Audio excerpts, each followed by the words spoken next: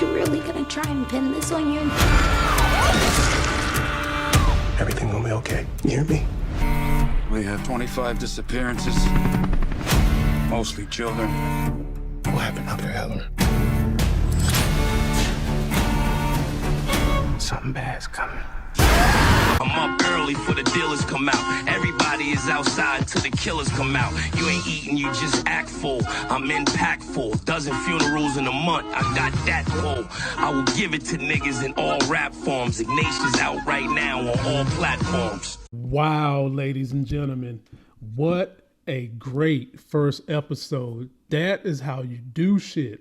It gave me nothing but Game of Thrones, the way they offed those kids that we had already gotten invested into, and they offed them the same way they did the Stark daddy back in the day, but they did him at the end of the season. These kids, they got rid of them in the first episode. That's how you do it. That's how you create an ending.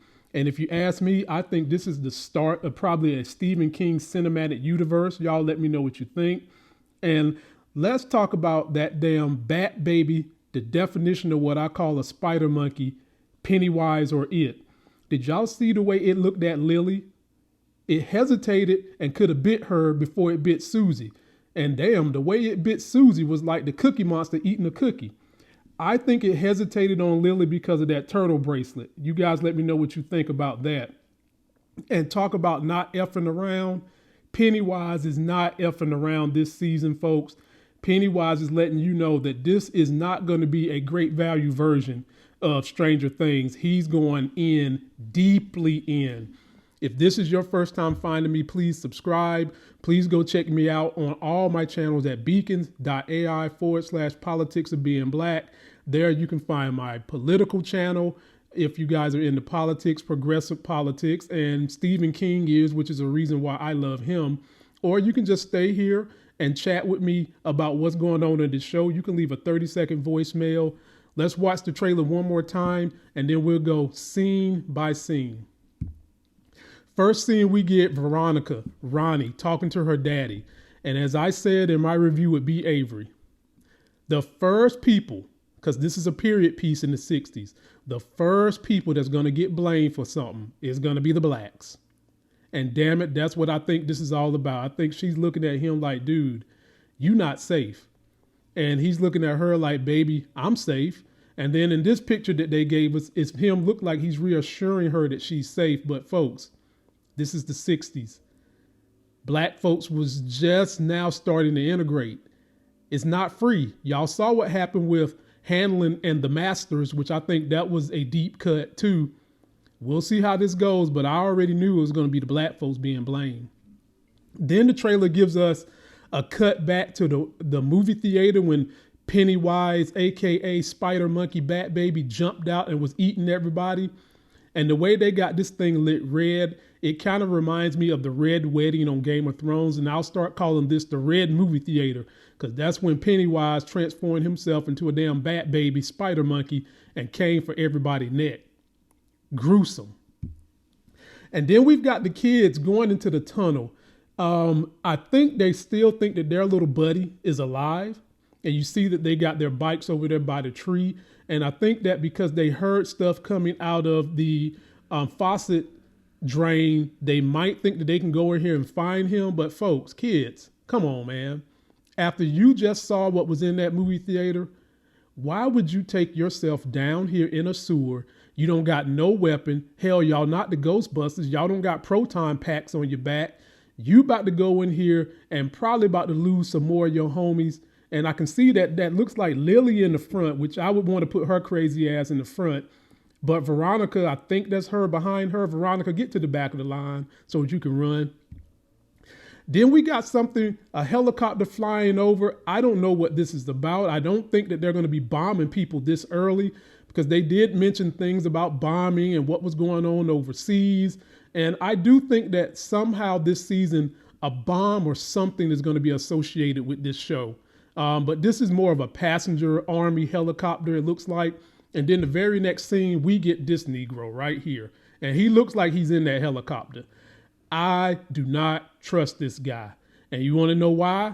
take a look at this picture. When Hanlon first saw him and he was driving around Shaw, folks, that is the look of, if this was slavery, that is the look of a porch Negro. Looking at another Negro saying, you not about to get my lofty position of helping the white guy. If your ass try to run, I'm telling. Anything you do, I'm telling. That's the look I'm getting from him. And folks, I do not trust this man. I don't trust him no further than the Miami Dolphins quarterback Tua can throw a football 10 yards. I don't trust him. But then we get him at what looks to be the house of Hanlon, and they're talking. And he gives him another one of those strange space case faces. Now, this is the face of a scared black person, ladies and gentlemen. For all my Anglo-Saxon brethrens and sisterins out there, if you've never seen a black person scared, this is the look of a scared black person. And I don't know what he's telling Hanlon, but they are at Hanlon's house. And I'm assuming, because Hanlon is an airman, that maybe Hanlon was flying this helicopter while homeboy is sitting back there shook, looking like a shook one. And I just can't put my finger on it. But folks, I don't trust him. I think that he might be a cousin to It, or he's got something to do with It. You guys let me know what's going on. And then we look like some military officers. They're somewhere in the dark. And then based on what we see in the next scene, they are obviously in that water tunnel that the kids went into. And look, there's Pennywise coming up, eyes glowing like he's damn Cyclops from the X-Men. And at that moment, if I was these two dudes, ladies and gentlemen, my ass would be out. And then instantly, Pennywise is moving like the Flash and he's on them. And folks, look at them damn teeth. People, what the hell is a gun going to do with teeth that look like hacksaws? Nothing. Look at them teeth. Just look at that shit. I mean, it is if Jaws had 50 rows of teeth in his mouth. Look at that. And what you think you're going to do with them little pew-pew guns you got? Absolutely nothing. If I was in here as two military men, I would be pushing my brother right in front of these teeth so that I could at the very least go back and report what I saw. That might sound vile and vicious, but damn it, somebody got to report what you seen, man. No, I'm pushing my bro and I'm running. And then we get this dude I'm going to refer to as I can't trust this Negro. He's looking at something with more fear. So I don't know if he's got a blood bargain with Pennywise or something. He's being used for something, and I don't know what it is, but I can't wait to find out. And then we got Lily and Ronnie at a table at lunch in school, and Ronnie just looks distraught. She looks distraught.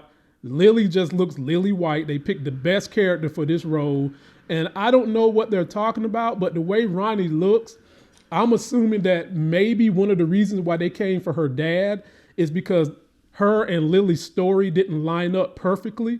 And of course, back in those days, you're going to take the side of the white girl. Even though this white girl is clinical crazy, you're still going to believe her over the blacks. So maybe Ronnie is having a hash out session with her about that. Let me know what you guys think.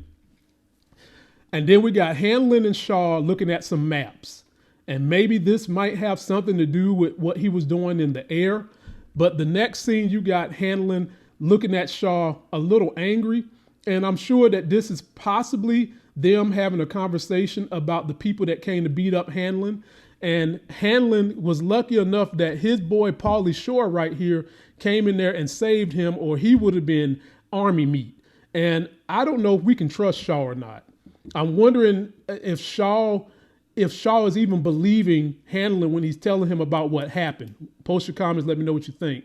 Then, folks, we're back in that tunnel. This, I think, is the kids with their little flashlight. Not no Ghostbusters proton packs, but their flashlight. And as they show the flashlight, the very next clip and the ending clip is the haircut of Pennywise, folks. And that is not a Supercuts number 6, folks. That is, you go to the crazy place and get your haircut by them. That is Pennywise coming up on these kids, reminding us that this will not be a great value Stranger Things, ladies and gentlemen. So post your comments. Let me know what you think. A couple of Easter eggs from the first episode that we didn't really get a chance to talk about that I think is going to tie some things together is the brothers that we lost. I hate that we lost them because I think they was going to play some great roles in the show. We got one brother, the one who loves to read comics. Actually, you see him with a B-52 bomber on his wall, which I think is going to have something to do with them bombing the city of Derry. And then you've got the same brother has something to do with space comic on his desk. And then the other brother has an actual spaceship hanging from his wall. And what do we know about Hanlon? He's one of the best pilots at flying anything. There's a big plane they're working on. And I think that the space case stuff has something to do with maybe the origins of it, or something might come to Earth and fight it. And I think that they're going to use the B-2 bomber as a representation of how they might blow up the town of Derry. Please post all your comments. Let me know what you think. Don't forget to like the video, comment, subscribe. Follow me on beacons.ai/politics of being black. Me and B. Avery will be back at this thing on Sunday. Check out our review on Monday. And then Tuesdays, you're feeling real nasty, come back for my trailer 3 preview breakdown. Until that next sexy as hell video, I'm out, people.